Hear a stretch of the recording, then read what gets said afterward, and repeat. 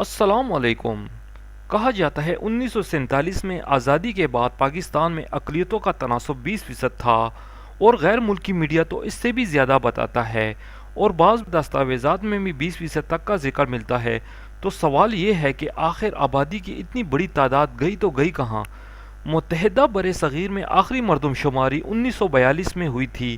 ظاہر ہے اس مردم شماری کے مطابق تو نہیں کہا جا سکتا کہ آزادی کے بعد پاکستان میں کتنے غیر مسلم باقی رہے تھے، مگر آزادی کے بعد پاکستان میں پہلی مردم شماری 1951 میں ہوئی تھی، جس کے مطابق مشرقی پاکستان یعنی موجودہ بنگلہ دیش میں اقلیتوں کا تناسب 23.2% تھا، جس میں 12.9% ہندو تھے، 0.7% عیسائی، جبکہ 0.5% کا تعلق دیگر مذاہب سے تھا۔ جبکہ مغربی پاکستان میں 1951 کی مردم شماری کے مطابق 97.1% مسلمان تھے، 1.6% ہندو اور 1.3% عیسائی تھے، یعنی مغربی پاکستان میں 1951 کے مطابق 2.9% غیر مسلم تھے۔ کیونکہ اقلیتوں کا 23.2% مشرقی پاکستان میں آباد تھا، اس لیے 26 مارچ 1971 کو سقوط ڈھاکہ کے بعد پاکستان میں اقلیتوں کا تناسب کم ہو کے 3% رہ گیا تھا۔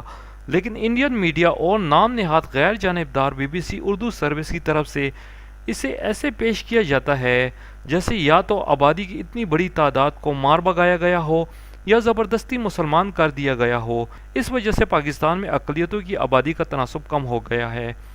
کہا جاتا ہے پاکستان میں اقلیتوں کا تناسب 3.53% ہے۔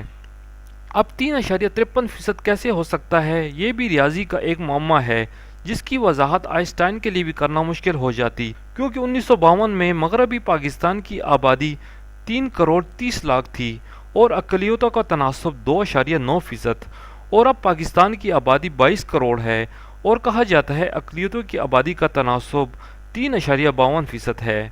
فرض کریں آزادی کے وقت 97 مسلمان تھے اور 3 غیر مسلم، وقت گزرنے کے ساتھ مسلمان اور غیر مسلموں کی آبادی دگنی ہو جاتی ہے، مسلمان دگنے ہو کر 97 سے 194 ہو جاتے ہیں اور غیر مسلم 3 سے دگنے ہو کے 6 ہو جاتے ہیں، تو مسلمانوں کی آبادی کا تناسب 98.5% ہو جائے گا اور غیر مسلموں کی آبادی کا تناسب 1.5% رہ جائے گا۔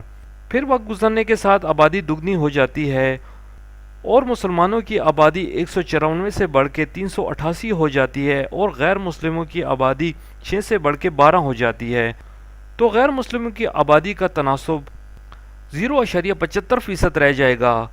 اس حساب سے کیسے ممکن ہے کہ 1952 کی مردم شماری کے مطابق غیر مسلموں کی آبادی کا تناسب 2.9% تھا تو اب 3.52% ہو گیا ہے؟ آزادی کے بعد سے اب تک پاکستان کی آبادی 7 گنا بڑھ چکی ہے۔ اگر کسی ملک میں مسلمانوں کی آبادی کا تناسب برقرار ہے یا مسلمانوں کی آبادی زیادہ ہوئی ہے تو اس کی 3 وجوہات ہیں۔ ایک، مسلمانوں کا نقل مکانی کرنا، دوسری وجہ غیر مسلموں کا اسلام قبول کرنا، اور تیسری اور سب سے اہم وجہ مسلمانوں کی زیادہ شرح پیدائش، جبکہ پاکستان میں نہ تو اقلیتوں کی شرح پیدائش مسلمانوں سے زیادہ ہے اور نہ ہی کہیں اور سے آ کے غیر مسلم پاکستان میں آباد ہو رہے ہیں، اور نہ خدا نخواستہ مسلمان غیر مسلموں کا مذہب اختیار کر رہے ہیں۔ اگر واقعی ہی اقلیتیں 3.53% ہوتی تو ہر 100 میں سے 4 مکانات اور 4 دکانیں غیر مسلموں کی ہوتیں۔ اگر کوئی یہ کہے کہ اقلیتوں کی آبادیاں الگ سے ہیں تو پھر ہر 100 میں سے 3 گاؤں یا محلے پورے اور ایک آدھا اقلیتوں کا ہونا چاہیے تھا۔ میں آپ کے سامنے BBC اردو کی ایک رپورٹ کی چند سطور پیش کرتا ہوں تاکہ آپ لوگوں کو اندازہ ہو سکے کہ نام نہاد غیر جانبدار نشریاتی ادارے کس طرح سے علمی بددیانتی سے کام لیتے ہیں۔ پاکستان میں سن 2017 کی قومی مردم شماری کے مطابق ملک کی مجموعی آبادی 20.76 کروڑ سے زائد نفوس پر مشتمل ہے، جس میں 96.47% مسلمان اور 3.53% مذہبی اقلیتیں ہیں۔ سن 1998 کی مردم شماری کے مطابق مسلمان آبادی 96.28%، جبکہ مذہبی اقلیتیں 3.72% تھیں۔ اس طرح 2 مردم شماریوں کے دوران مذہبی اقلیتوں کی تعداد میں 0.19% کمی آئی ہے۔ اس تحقیقی رپورٹ کے مطابق اقلیتوں کی آبادی میں کمی کیوں آئی ہے، اس کی وجہ سرکاری طور پر نہیں بتائی گئی اور نہ ہی میڈیا نے اس پر کوئی تحقیقی خبریں دی ہیں۔ اب نوائے وقت پہ شائع ہونے والی ایک خبر بھی سن لیجئے۔ قومی اسمبلی کی قائمہ کمیٹی برائے قانون و انصاف کا اجلاس چیئرمین کمیٹی ریاض فتیانہ کی سربراہی میں منعقد ہوا۔ قومی اسمبلی کی اقلیتوں کی نشستوں میں اضافے سے متعلق بل پر رائے کے لیے الیکشن کمیشن حکام کو آئندہ اجلاس میں طلب کر لیا گیا ہے، جبکہ خواتین اور اقلیتوں کی آبادی میں اضافے سے متعلق شماریات ڈویژن سے بھی رپورٹ طلب کر لی گئی ہے۔ یہ بھی کہا جاتا ہے کہ اقلیتوں کو پاکستان میں برابری کے حقوق حاصل نہیں۔ شاید یہ بات ٹھیک ہے، کیونکہ پاکستان میں اقلیتوں کو اکثریت سے بڑھ کے حقوق حاصل ہیں۔ پاکستان میں کسی بھی مسلمان کو ایک ووٹ ڈالنے کا حق ہے، جبکہ غیر مسلموں کو دو ووٹ ڈالنے کا حق ہے، ایک اقلیتوں کے لیے مخصوص نشست پر اور دوسرا جنرل نشست کے لیے۔ پاکستان دنیا کا شاید واحد ملک ہے جہاں ایسا ہوتا ہے۔ اگر ہم بھارت سے پاکستان کا اقلیتوں کے معاملے میں تقابلی جائزہ لیں تو ہمیں حقیقت کو سمجھنا آسان ہو جائے گا۔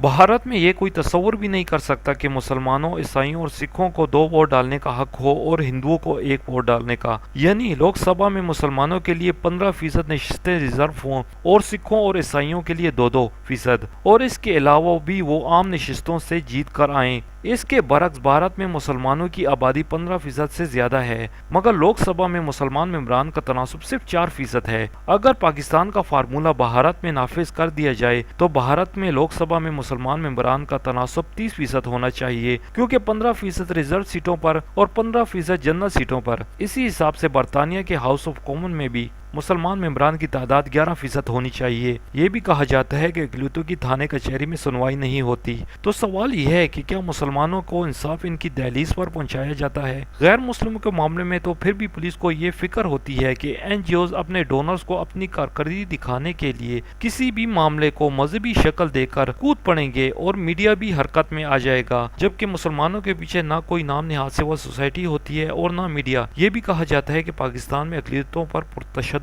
حملے ہوتے ہیں اور حکومت انہیں روکنے میں ناکام رہی ہے۔ آپ خود حساب لگا لیں، مشرف دور سے شروع ہونے والی بدامنی میں کتنے غیر مسلم ہلاک ہوئے اور کتنے مسلمان جان سے گئے۔ اگر بدامنی کا شکار ہونے والوں میں غیر مسلموں کا تناسب ان کی آبادی کے تناسب سے زیادہ نہیں تو اسے مذہبی رنگ نہیں دیا جا سکتا، بلکہ غیر مسلم بھی عمومی بیرونی دہشت گردی کا شکار ہوئے ہیں، جیسے کہ مسلمان۔ مذہبی دہشت گردی ایسی ہوتی ہے جیسے بھارتی گجرات میں کی گئی، کسی ہندو کا تو سر بھی نہیں ٹوٹا مگر 2000 مسلمانوں کو شہید کر دیا گیا۔ یہاں پر پاکستان کو بدنام کرنے کے لیے دجالی میڈیا خبر کو نشر اس انداز سے کرتا ہے کہ پاکستان کا نام بدنام کیا جا سکے۔ مثال کے طور پر کسی جگہ پہ کوئی دہشت گردی کی واردات ہوتی ہے اور نشانہ بننے والے مسلمان ہو تو لکھا اور کہا جاتا ہے اتنے افراد زخمی اور اتنے افراد جاں بحق ہو گئے ہیں، مگر دہشت گردی کا نشانہ بننے والے غیر مسلم ہوں تو ان کے لیے لفظ افراد استعمال نہیں کیا جاتا، بلکہ ان کو ان کی مذہبی شناخت یعنی ہندو یا عیسائی کہہ کے ذکر کیا جاتا ہے۔ افراد کے بارے میں تو ہمارے ذہنوں میں کچھ نہیں رہتا، مگر جب ہندو یا عیسائی وغیرہ کہا جاتا ہے تو ہمارے ذہن میں فوراً آ جاتا ہے کہ 10 سال پہلے بھی ان لوگوں کے ساتھ یہ ہوا تھا، مگر مسلمانوں کے ساتھ پورا سال ہوتا رہتا ہے، مگر وہ تو مسلمان نہیں ہوتے، افراد ہوتے ہیں۔